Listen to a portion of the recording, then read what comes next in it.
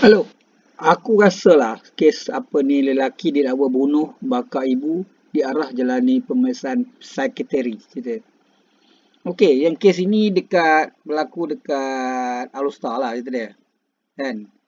Memang pengawal kehormatan didakwa membunuh dan bakar ibunya minggu lalu. Ya, menjalani pemeriksaan psikiatri di Hospital Ulu Kinta, Perak kata.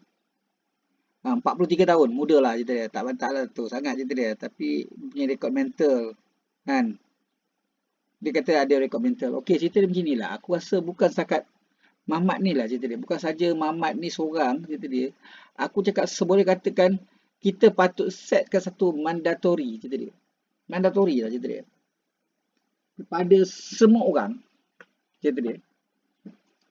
Maknanya semua rakyat Malaysia, warga Malaysia, dia apa ni, dikira macam inilah.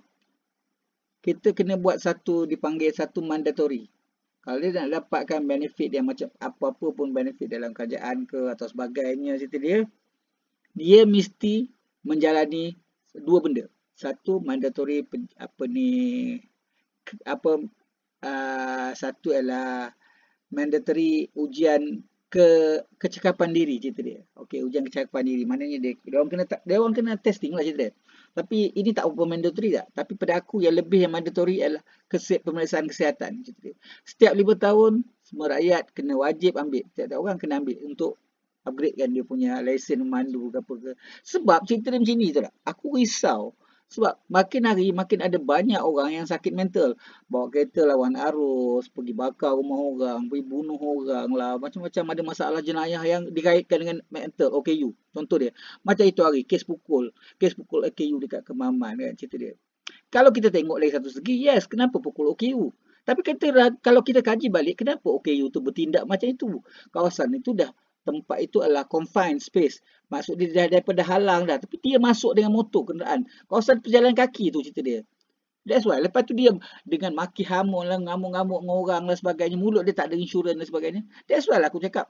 Sepatutnya kita kena ada satu guideline, garis panduan untuk orang-orang AKU ni cerita dia. Boleh kata bukan OKU sajalah. Semua orang kena ada apa medical punya report tu lah. Kena ada medical report.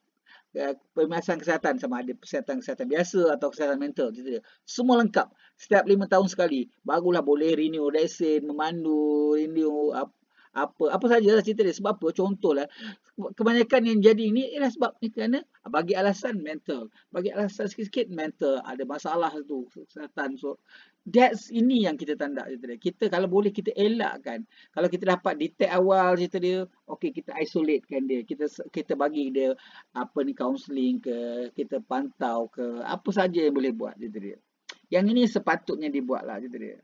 Kes kan aku tak faham cerita dia. Anak dia adalah dia bergaduh dengan mak sekalipun cerita dia boleh bakar rumah mak dia cerita dia. Lepas tu bakar mak dia sendiri. Mak dia sendiri itu cerita dia.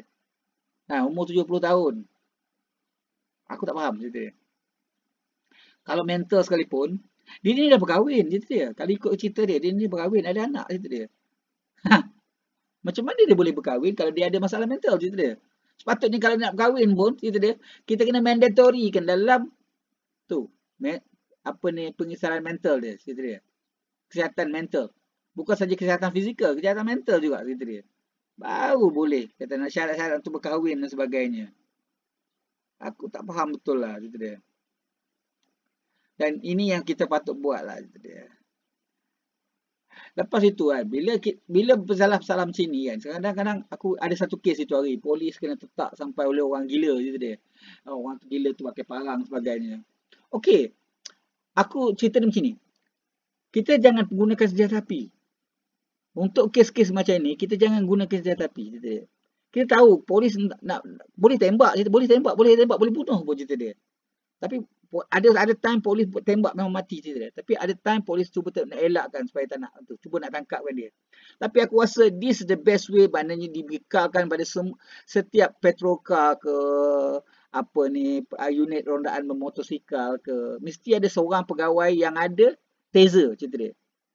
Maknanya kalau jadi kes macam ni kita taser je cerita dia. Supaya dia tumbang cerita dia. Dia kena elektrik, dia renjatkan cerita dia. Itu lagi lebih bagus, lebih berkesan lah aku cakap. Polis patut dibekalkan.